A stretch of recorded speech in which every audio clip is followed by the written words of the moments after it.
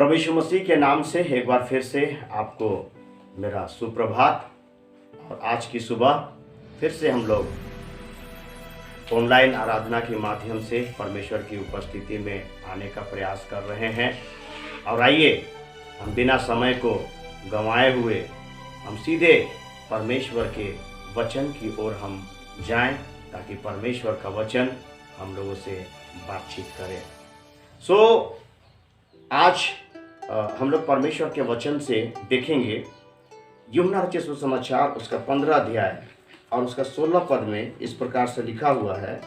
यूहन्ना रचित सुसमाचार उसका 15 अध्याय और उसका 16 पद में इस प्रकार से लिखा हुआ है कि तुमने मुझे नहीं चुना, परंतु मैंने तुम्हें चुना और इसलिए चुना कि तुम जाकर फल लाओ और तुम्हारा फल बना रहे।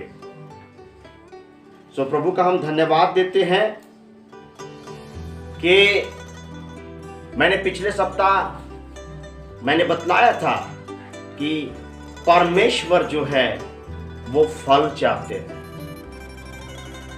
हम मानव जाति को चुनने के पीछे उनका यही उद्देश्य है, मकसद है कि हमें जिस उद्देश्य के लिए चुना गया है, जिस उद्देश्य के लिए हमें बुलाया गया है, हम क्या करें?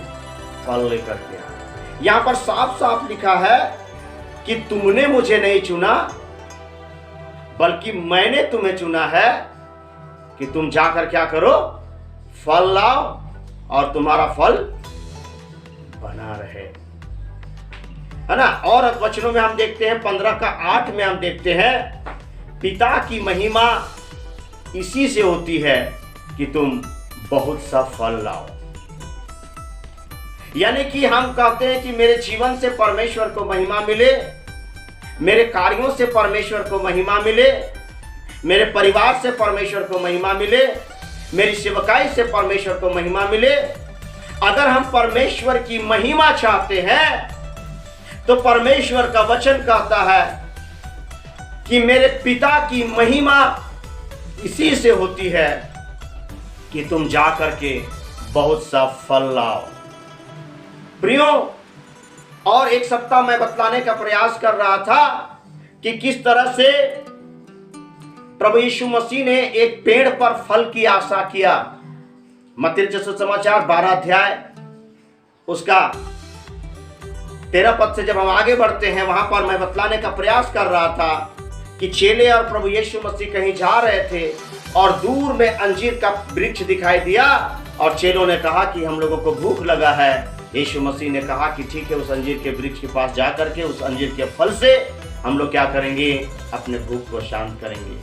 लेकिन जब नजदीक जाया गया तो उस पेड़ में पत्तों को छोड़ करके और कुछ भी नहीं मिला। प्रभु यीशु मसीह वहां पर उस पेड़ को क्या किए? श्राप दिए कि अब से तुझ में कभी भी फल न लगे। और वो पेड़ तुरंत क्या हो गया? सूख गया। यानी कि प्रभु यीशु मसीह भी हमारे जीवन से फल चाहते हैं।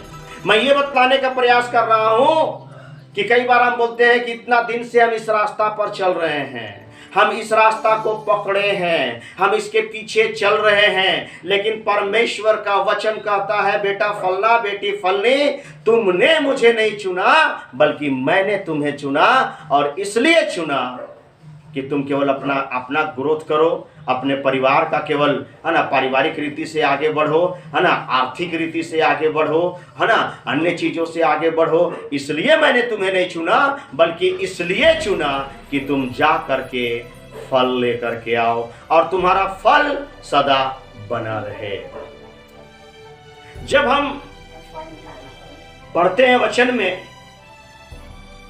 मैं आपको बतलाना चाहता हूं कि हर एक पेड़ की जो पहचान होती है वो फल से होती है। मत्ती 12:13 में लिखा हुआ है कि जितने भी, है ना, पेड़ है ना, उनकी पहचान जो है वो क्या से होता है? फल से होता है। कोई भी पेड़ है उसको हम जाते हैं तो बोलते हैं अमरूद का पेड़, आम का पेड़, लीची का पेड़। उसके फल से हम जो है उस पेड़ को पहचानते हैं। यानी कि फल के द्वारा पेड़ की पहचान होती है। उसी प्रकार हमारी और आपकी भी पहचान संसार में, कलीसिया में, है ना, फल के माध्यम से होती है।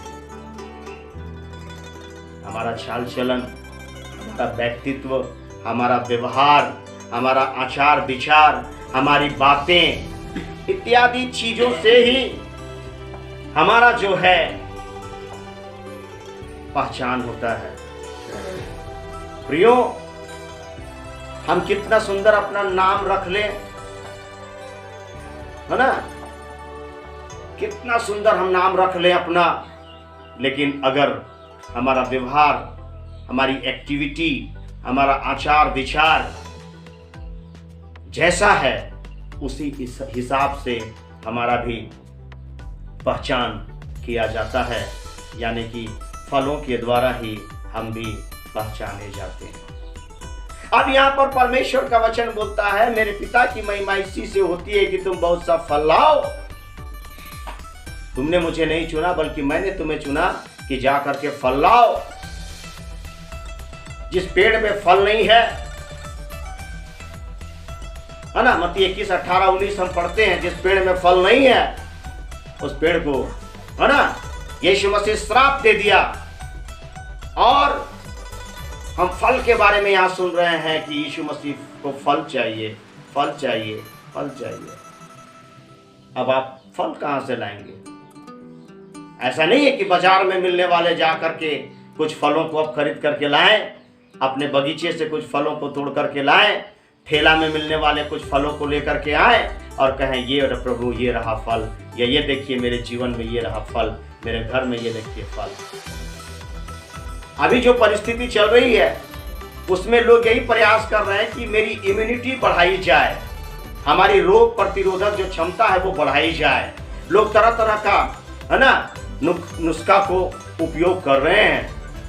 मेरे एक बहुत अच्छे शुभचिंतक ने मुझे बहुत अच्छा सलाह दिया कि अगर आपको इम्यूनिटी बढ़ानी है तो आप फलों का सेवन अत्यधिक कीजिए। और उस समय से हम लोग प्रयास कर रहे हैं कि हम लोग फलों का सेवन किया जाए ताकि हमारी इम्यूनिटी बढ़े और हम लोग निरोग और स्वस्थ रह सकें। और अलग अलग फलों में अलग अलग तरह का, है ना, गुण पाया जाता है, प्रोटीन पाया जाता है, और अलग अलग फलों को हम, है ना, उसको लेकर के आते हैं और हम इम्यूनिटी बढ़ाने का प्रयास करते हैं। प्रियो, उसी प्रकार मैं कुछ बातों को आज आपको बतलाने का प्रयास करूंगा, है ना, कि बाइबल में कई फलों के बारे में लिखा हुआ है, कई प्रकार के फलों के बारे में लिखा हुआ है। उसको मैं थोड़ा सा बोल करके मैं अंत करने का प्रयास करूंगा। हम जब लूका रचित सुसमाचार जब हम पढ़ते हैं उसका 3 अध्याय, और जब हम उसका 8 पद को पढ़ते हैं, यहाँ पर लिखा हुआ है लूका रचित सुसमाचार उसका 3 अध्याय उसका 8 पद को जब हम पढ़ते हैं, लिखा है यहाँ पर, अतः मन फिराव के योग्य फल लाओ। मन फिराव के योग्य फल लाओ। फल से संबंधित हम बातें कर रहे हैं, और पहली बात मैं बतलाने का प्रयास कर रहा हूं कि मन फिराव के योग्य फल लाओ। ये मन फिराव क्या है? मन फिराव, उसको हम लोग इंग्लिश में रिपेंटेंस कहते हैं, यानी कि मन का बदलना, मन का परिवर्तित होना, मन का नया हो जाना, है ना। तो मन फिराव के योग्य फल लाओ कहने का मतलब है कि यदि हम कहते हैं कि हमने उद्धार पाया है, यदि हम कहते हैं हमने प्रभु यीशु मसीह को ग्रहण किया है, यदि हम कहते हैं हम प्रभु यीशु मसीह को लेकर के साथ में चलते हैं, या प्रभु मुझ में है, तो वो हमारे जीवन में दिखना चाहिए। हमारे मनों में जो कल तक गंदगी थी, हमारे मनों में जो कड़वाहटें थी, है ना, गलत सोच और विचारें थी, है ना, जब हम मन फिराव के योग्य फल लाने की बात करते हैं तो वो सारी चीजें हमारे मन से परिवर्तित हो जानी चाहिए।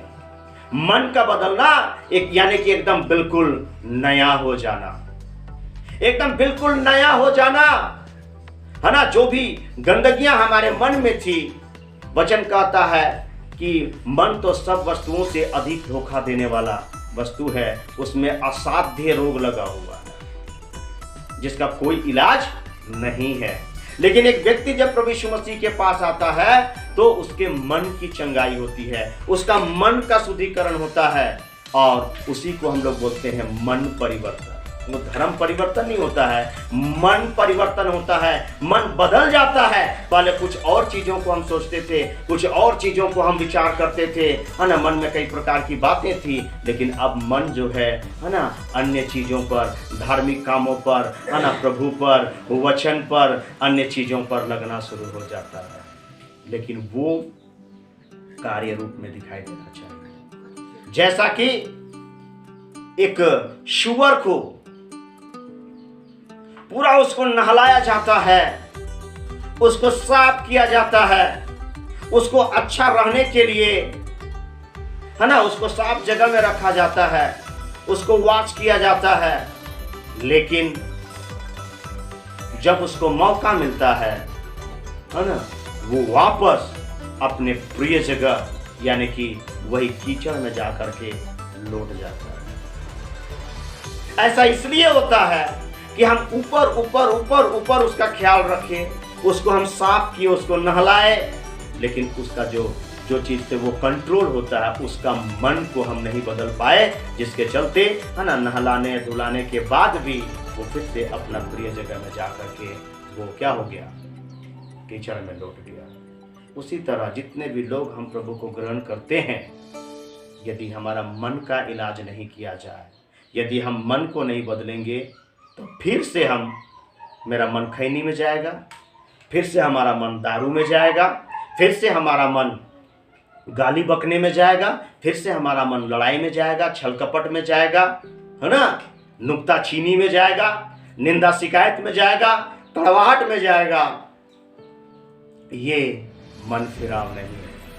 अगर मन फिराव है तो वो सारी चीजें जो पहले प्रभु को ग्रहण करने से पहले हमारे मनों में डेरा बसा करती थी, वो सारी चीजें धीरे धीरे धीरे धीरे धीरे धीरे धीरे धीरे दूर होता हुआ दिखना चाहिए। हाँ, हम मान सकते हैं कि एक ही दिन में सारा परिवर्तित नहीं होगा, लेकिन जिस दिन से हम वचन के करीब आ रहे हैं, जिस दिन से हम प्रभु के करीब आ रहे हैं, जिस दिन से हम, है ना, परमेश्वर प्रभु यीशु मसीह को ग्रहण किए हैं, उस दिन से हमारा मन में बदलाव दिखना चाहिए।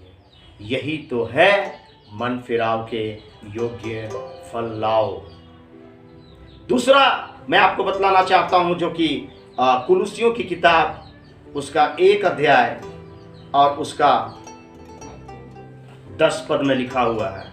कुलुसी 1 अध्याय और उसका 10 पद में इस प्रकार से लिखा हुआ है, ताकि तुम्हारा चाल चलन प्रभु के योग्य हो और वह सब प्रकार से प्रसन्न हो, और तुम में हर प्रकार के भले कामों का फल लगे। हर प्रकार के भले कामों का फल, भलाई।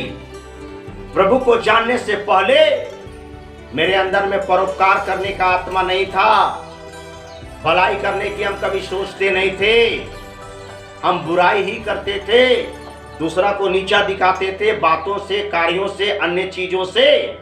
लेकिन अब जब हम प्रभु यीशु मसीह को ग्रहण किए हैं, बोलते हैं, तो हमारे अंदर में सब प्रकार के भले कामों का फल दिखना चाहिए। और वचन याकूब की पत्री 4 अध्याय 17 पद कहता है, ध्यान से सुनिएगा, यदि तुम भलाई कर सकते हो और नहीं करते हो तो तुम्हारे लिए ये क्या है, पाप है। साफ साफ लिखा हुआ है वहां पर। मैं कोई सप्ताह संदेश में आप लोग को बतला रहा था, यदि तुम भलाई कर सकते हो और नहीं करते हो तो वो तुम्हारे लिए क्या है, पाप है।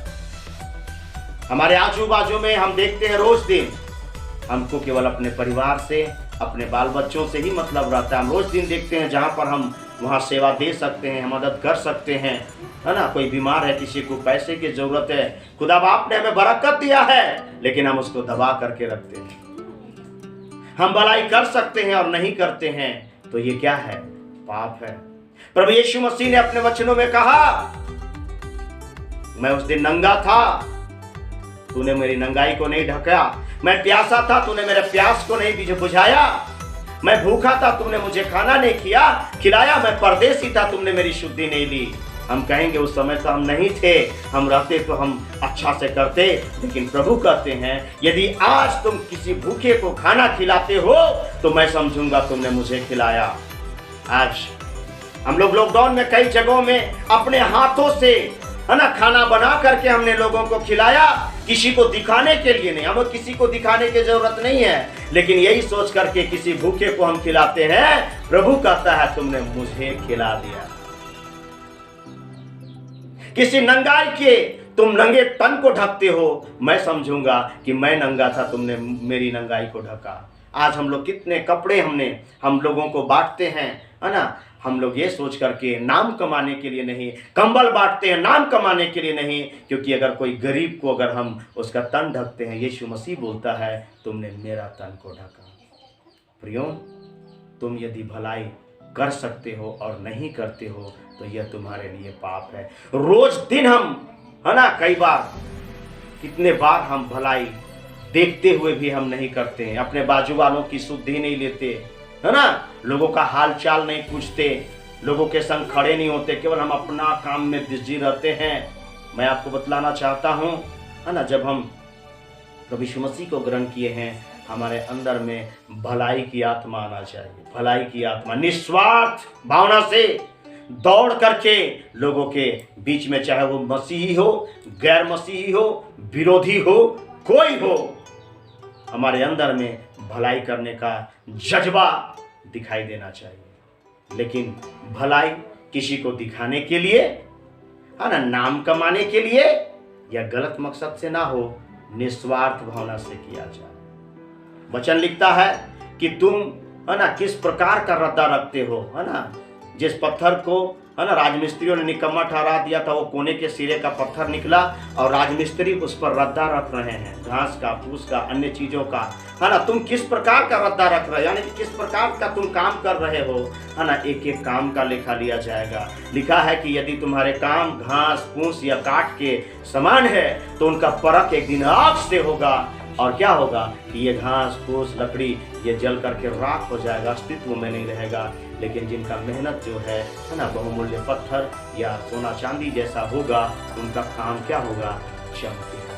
कई लोग दिखाने के लिए करते हैं, हम नहीं सकेंगे, हम दिखा देंगे, हम पास्टर को दिखा देंगे, हम फलना को दिखा देंगे, वो तो इतना ही पैसा दिया है ना, हम ज्यादा पैसा देंगे, हम भी ये करेंगे दिखाने के लिए। लेकिन याद रखिए, एक 500 का नोट जो डुप्लीकेट है, अभी तो नोटबंदी में सब खत्म हो गया, लेकिन अभी भी बहुत सारे नोट जो नकली होते हैं, है ना, लोग उसको पकड़ नहीं पाते हैं।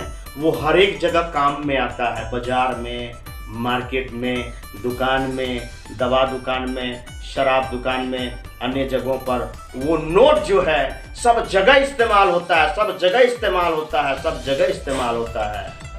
अंततः एक दिन वो बैंक में आता है। अगर किसी व्यक्ति की पारखी नजर अगर उसको पकड़ नहीं पाई, अंततः एक दिन वो बैंक में आता है, और बैंक में आकर के वो क्या हो जाता है, रिजेक्ट हो जाता है। उस पर लाल कलम मार दिया जाता है, या उसको सीधे क्या कर दिया जाता है, फाड़ दिया जाता है। उसी प्रकार यदि हमारे धर्म के काम मैले चिथड़ों के समान है, हमारे धर्म के काम, है ना, हमारे भलाई के काम अगर हम दिखाने के लिए अगर हम करते हैं, याद रखिएगा, उसी डुप्लीकेट नोट के जैसा फाड़ दिया जाएगा, लाल कलम मार दिया जाएगा, और उसका कोई भी उपयोगिता नहीं होगा। तो वचन कहता है कि तुम्हारे अंदर में सब प्रकार के भले, है ना, कार्यों का फल लगे। हम भलाई करने में तत्पर रहे हैं, है ना, एकदम तत्पर रहे हैं। तीसरी बात, इब्रानियों की पत्री में लिखा हुआ है, ध्यान से सुनिएगा। इब्रानियों की पत्री उसका 13 और उसका 15 पद में इस प्रकार से लिखा हुआ है, इसलिए हम उसके स्तुति रूपी बलिदान अर्थात उन होठों का फल जो उसके नाम का अंगीकार करते हैं, परमेश्वर को सर्वदा चढ़ाया जाए। यहां पर लिखा है होठों का फल, होठों का फल, यानी कि हमारे मुंह से सर्वदा परमेश्वर की स्तुति, परमेश्वर की आराधना, परमेश्वर की महिमा का बलिदान रूपी जो फल है वो हमेशा चढ़ाया जाए। याद रखिए, परमेश्वर अन्य चीजों से प्रसन्न नहीं होता। वो हाथ की बनाई हुई चीजों को जब हम उसको चढ़ाते हैं चढ़ावा, वो उसको लाइक नहीं करता, पसंद नहीं करता, लेकिन वो हमारे मुंह से निकलने वाले, है ना, हृदय से निकलने वाले धन्यवाद का, है ना, फल को वो ग्रहण करता है। धन्यवाद बलि जब हम प्रभु को बोलते हैं, धन्यवाद प्रभु, तूने मेरे जीवन में ये काम किया, है ना, जब हम उसको हृदय से धन्यवाद देते हैं, होठों का फल, है ना, उसको परमेश्वर चाहता है ना। और वचन लिखता है, मैं आपको बतलाना चाहता हूं, हमारे मुंह में ही जीवन है और मृत्यु है ना। होठों का फल, हम जरूर हाथ से लोगों को नहीं मारते हैं, लेकिन इस मुंह से कितने लोगों को हम चोटिल करते हैं। कई बार हमारे शब्द, है ना, उस कटार के समान होते हैं, उस तलवार के समान होते हैं, जो सीधे, है ना, व्यक्ति के हृदय को छेद देता है, उसको तोड़ देता है ना, उसको क्या कर देता है, उसको पूरा, उसका मन को, उसका पूरा सब चीज को खराब कर देता है। इतने कड़वे शब्दों को हम है ना इस्तेमाल करते हैं कभी कभी। बाइबल बतलाती है वचन में, एक ही सोता से दो प्रकार का जल नहीं निकल सकता है। खारा जल और मीठा जल, दोनों जल एक ही सोता से नहीं निकल सकता है। जबकि यही मुंह से हम परमेश्वर की स्तुति आराधना भी करते हैं, और यही मुंह से हम भद्दी भद्दी गालियां देते हैं। इसी मुंह से हालेलुया, प्रेज द लॉर्ड और गीतों को गाते हैं, महिमा करते हैं, और इसी मुंह से हम लोगों के लिए कड़वे शब्द कहते हैं। इसी मुंह से हम सर्वशक्तिमान परमेश्वर की महिमा करने का ढोंग करते हैं, और इसी मुंह से, है ना, हम लोगों की निंदा करते हैं, झूठी बातों को करते हैं, बातों को बना बना करके बोलते हैं, है ना, मन का भड़ास, मन का कड़वाहट को हम निकालते हैं। मेरे प्रियो, वचन कहता है ना, होठों का फल, होठों का फल तुम्हारे जीवन से सर्वदा, यहाँ पर लिखा हुआ वचन में, हर समय हम गाड़ी में जा रहे हैं, घर में हम अकेले हैं, बर्तन मांज रहे हैं, कपड़ा धो रहे हैं, हम कुछ भी कर रहे हैं, होठों का फल स्तुति और आराधना, महिमा हम हमेशा सदा हम चढ़ाएं। कई लोग कलीसिया में मसीह गाना, बाप रे बाप, आत्मिकता में मेरे जीवन में नया काम कर प्रभु, और कलीसिया से बाहर जाने के बाद फिल्मी गाना, संसारिक गाना, उसी ओंठ से, उसी मुंह से इतना निर्भीकता के साथ गाते हैं कि कहना ही नहीं है। एक ही सोता से दो प्रकार का जल कभी भी नहीं निकल सकता है। हम ढोंग कर रहे हैं, हम अपने आप को धोखा दे रहे हैं, हम किसी को धोखा नहीं दे रहे हैं। होठों का फल, है ना, हमारे मुंह से मीठी बातें निकलना चाहिए। हम कितना भी गुस्सा में रहें, हमारे मुंह को कंट्रोल करना है, क्योंकि इसी में क्या है, जीवन है और मृत्यु है। ये मुंह के द्वारा ही कई बार क्या होता है कि रखा हुआ तलवार क्या होता है, पुनः फिर से कटने के लिए उठा दिया जाता है, और इसी मुंह के द्वारा कई बार उठा हुआ तलवार भी क्या हो जाता है, आपकी बातों के द्वारा क्या हो जाता है, वो तलवार रखा जाता है, यानी कि बात शांत हो जाता है। लगता है कि अब मर्डर होगा, अब मर्डर हो जाएगा, अब मारपीट होगा, लेकिन आपके मुंह का जो शब्द है, सारा परिस्थिति को, है ना, जब हम लोगों से बात करते हैं, सब कुछ शांत हो जाता है। ये है होठों का फल। अंतिम फिलिपियों की पत्री और उसका 1 अध्याय और उसका 11 पद में इस प्रकार से लिखा हुआ है। फिलिपियों की पत्री उसका 1 अध्याय और उसका 11 पद में इस प्रकार से लिखा हुआ है, और उस धार्मिकता के फल से जो यीशु मसीह के द्वारा होते हैं भरपूर होते जाओ, जिससे परमेश्वर की महिमा और स्तुति होती है। यहाँ पर लिखता है उस धार्मिकता का फल, ध्यान से सुनिए, धार्मिकता का फल यहाँ पर बोल रहा है। धार्मिकता का फल का मतलब है हमारे धर्म के काम जो हम करते हैं प्रभु को प्रसन्न करने के लिए। यहाँ पर वचन कहता है कि तुम्हारे धार्मिकता के काम, है ना, उससे हम परमेश्वर को प्रसन्न करें। गौर कीजिएगा मेरी बातों को, है ना, हमारे धर्म के काम दिखाने के लिए नहीं होने पाए। मैं बोल रहा था, यशायाह नबी की किताब में लिखा है, तुम्हारे धर्म के काम तो मैले चिथड़ों के समान है। कब? जब हम उसको दिखाने के लिए करते हैं। मेरा नाम हो, है ना, मैं उससे अच्छा करता हूँ किसी को नीचा करने के लिए, तो हमारे धर्म के काम मैले चिथड़ों के समान है ना। लिखता है कि धार्मिकता का फल, है ना, हमारे जीवन में धार्मिकता का फल दिखना चाहिए। हमारे परिवार का माहौल आत्मिक होना चाहिए। सुबह शाम प्रार्थना आराधना गूंजना चाहिए, है ना, और हम जहां भी जाते हैं, जो भी हम धर्म के काम करते हैं, है ना, उसमें सच्ची धार्मिकता झलकनी चाहिए। दिखावा या पाखंडीपन या कड़वाहट या अन्य जो कहेंगे चीजें दिखाई नहीं देना चाहिए। लोग तुरंत निंदा करते हैं और तुरंत आराधना करते हैं, तुरंत प्रार्थना से निकलते हैं, तुरंत लड़ाई करते हैं, तुरंत आराधना से निकलते हैं, गालियां बकते हैं तुरंत। तो ये धार्मिकता का फल नहीं। जब हम धार्मिकता का फल की हम बात करते हैं तो वो, है ना, दिखना चाहिए, लोगों को प्रभावित करना चाहिए। प्रिय परमेश्वर के लोगों, आज हम लोग फल से संबंधित बातचीत कर रहे हैं। वचन कहता है कि तुमने मुझे नहीं चुना बल्कि मैंने तुम्हें चुना, और इसलिए चुना कि तुम जाकर के फल लाओ। जब हम प्रभु यीशु मसीह के सामने खड़े होंगे, हमें प्रभु यीशु मसीह पूछेंगे, मैंने तुम्हारे लिए अपना आखिरी बूंद लहू बहा दिया, मैंने तुम्हारे पापों को क्षमा किया। जब जब तुमको जरूरत पड़ा, मेरा यहोवा यिरे बन करके, यहोवा राफा बन करके, यहोवा शालोम बन करके, यहोवा चरवाहा बन करके, जब जब तेरी जरूरत पड़ी मैं तेरे लिए खड़ा हुआ। बेटा फलना, बेटी फलनी, फल कहाँ है? फल लेकर के आओ, मुझे फल चाहिए। उस समय ये आम, अमरूद और लीची, ये सबको आप दिखाइएगा। मैंने इतने सारे फलों के बारे में आज आपको बतलाया, है ना। मन फिराव के योग्य फल, है ना, सब प्रकार के भले कार्यों का फल, होठों का फल, धार्मिकता का फल, यही तो हमारी पूंजी है, यही तो हमारा धन है।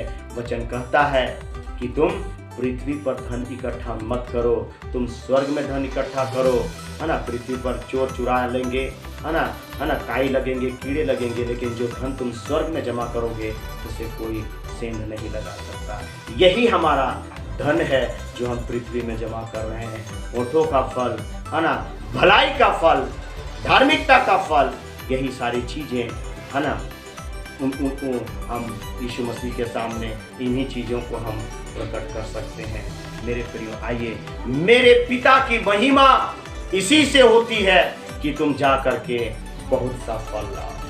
हम अन्य चीज़ों से परमेश्वर पिता को खुश नहीं कर सकते हैं, प्रसन्न नहीं कर सकते हैं। अगर आप परमेश्वर पिता को खुश करना चाहते हैं अपने जीवन से, अपने कार्यों से, तो यूहन्ना 15:8 में साफ साफ लिखा है, मेरे पिता की महिमा इसी से होती है कि तुम बहुत सा फल लाओ।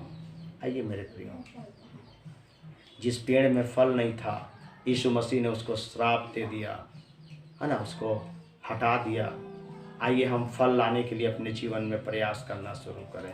हम कहें, प्रभु मैं फल लाना चाहता हूं, प्रभु मैं तेरे लिए तैयार हूं, प्रभु मुझे इस्तेमाल कर, प्रभु मैं इस्तेमाल होना चाहता हूं भले कामों के लिए, अन्य चीज़ों के लिए, प्रभु मैं इस्तेमाल होना चाहता हूं, प्रभु जी भलाई के कार्यों के लिए मैं इस्तेमाल होना चाहता हूं, प्रभु मुझे इस्तेमाल कर। मन फिराव के योग्य फल लाने के लिए मेरे जीवन में काम कर, प्रभु नहीं चाहते हुए भी मेरे जीवन से गलतियां हो जाती है, प्रभु लड़ाइयां हो ही जाती है, गाली निकल ही जाता है, छल कपट हो ही जाता है ना, नुक्ताचीनी हो ही जाता है, निंदा शिकायत हो ही जाता है, झूठ सत्य हो ही जाता है। प्रभु पूरा पूरा मन फिराव के योग्य फल लाने के लिए मेरे जीवन में कृपा कर, प्रभु मैं आधा नहीं, है ना, मैं पूरा पूरा पूरा पूरा बदलना चाहता हूँ। आइए मेरे प्रियो, हम फल लाने के लिए अपने जीवन को समर्पित करें। हम कहें, प्रभु मुझे फल लाने के लिए मेरे जीवन में कृपा कर। प्रभु जब फलों से लगा हुआ हमें देखेगा, वो अति प्रसन्न हो जाएगा। और याद रखिएगा, हमारी पहचान फलों से ही होती है, हमारे कार्यों से, हमारे आत्मिकता से, उसी से हमारी पहचान होगी, है ना। लोग कहेंगे, वाह क्या अच्छा विश्वासी है, ये गुटबाजी नहीं करता, ये निंदा नहीं करता, ये झूठ नहीं बोलता, ये छल कपट नहीं करता, ये इधर की बातें उधर नहीं करता, है ना। हमारी पहचान फलों से ही होंगी, फलों से ही होंगी, फलों से ही होंगी। इसलिए प्रिय परमेश्वर के लोगों, आइए हम फल लाने के लिए अपने जीवन को समर्पित करें। परमेश्वर इन वचनों के द्वारा हम सबको आशीष दें। बहुत बहुत धन्यवाद। God bless.